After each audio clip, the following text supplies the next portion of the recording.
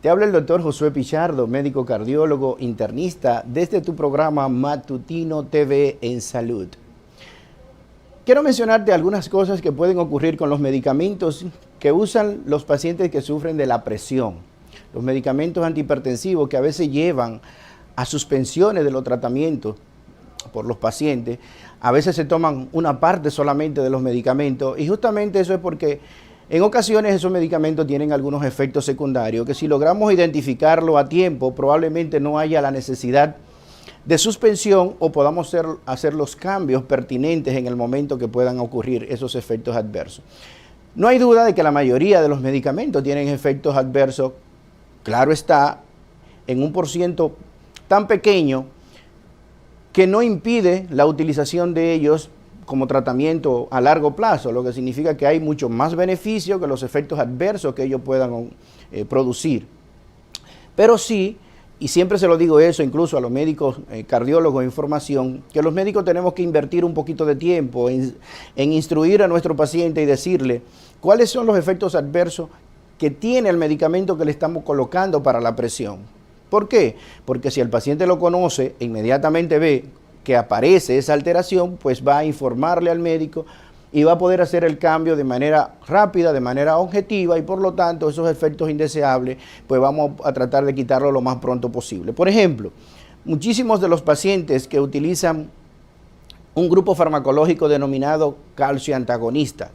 ¿Qué significa eso? Que son medicamentos que inhiben los canales de calcio a nivel de nuestro organismo, pero su efecto al final es vasodilatación, produciendo que las arterias de nuestro organismo sean más flexibles, se abran con más facilidad y bajando de esa forma la presión arterial.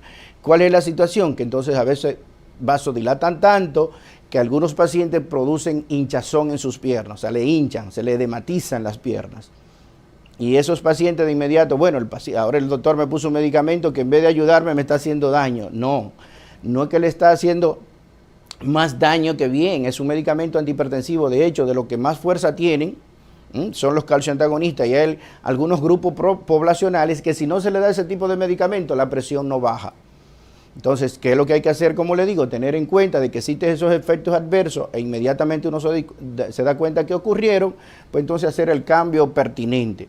Bien, porque existen dentro de esa misma familia algunos que pueden producir más edema que otros, entonces uno lo que hace es que hace el cambio. Por ejemplo, otro ejemplo frecuente es que algunos medicamentos, aquellos que terminan en pril, en alapril, captopril, ramipril, lisinopril, toda esa familia, hay algunos pacientes que le puede producir un poco de tos seca, una sensación de comezón a nivel de la laringe, a nivel de su garganta, y ese paciente entonces comienza a toser y a veces lo que hace primero es ir al neumólogo, a que el neumólogo investigue si hay una parte pulmonar que está produciendo la tos. Sin embargo, puede ser uno de esos medicamentos que su médico, el médico que lo indicó, inmediatamente usted produce o aparece ese efecto adverso, pues tomará las medidas del lugar y hará los cambios pertinentes porque existen otras familias farmacológicas que perfectamente pueden cambiarse.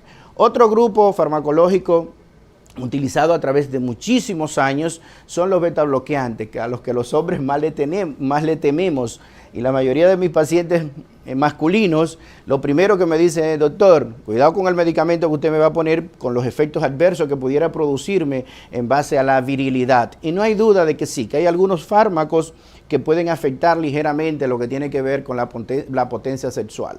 Para eso, su médico especialista, su médico cardiólogo, tendrá las medidas claras y precisas para tomarla en el momento que sea necesario y no pondrá los medicamentos que están demostrados que están relacionados más con efecto a ese nivel.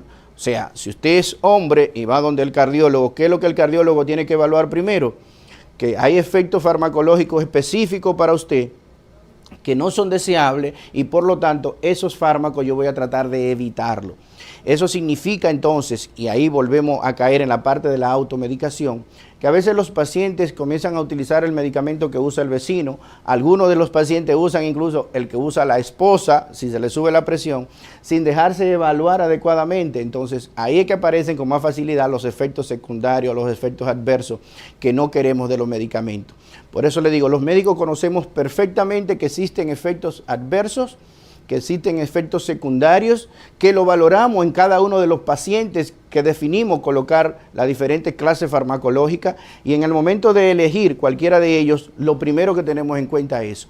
E incluso, como le digo, tratamos de invertir un poquito de tiempo en esa parte de explicación de lo que son los efectos adversos para que el paciente pueda identificarlo a tiempo, porque inmediatamente lo identifica y lo informa a su médico, pues habrá cosas que hacer para mejorar y que evitemos que los efectos adversos sean más frecuentes y más perduraderos en el tiempo.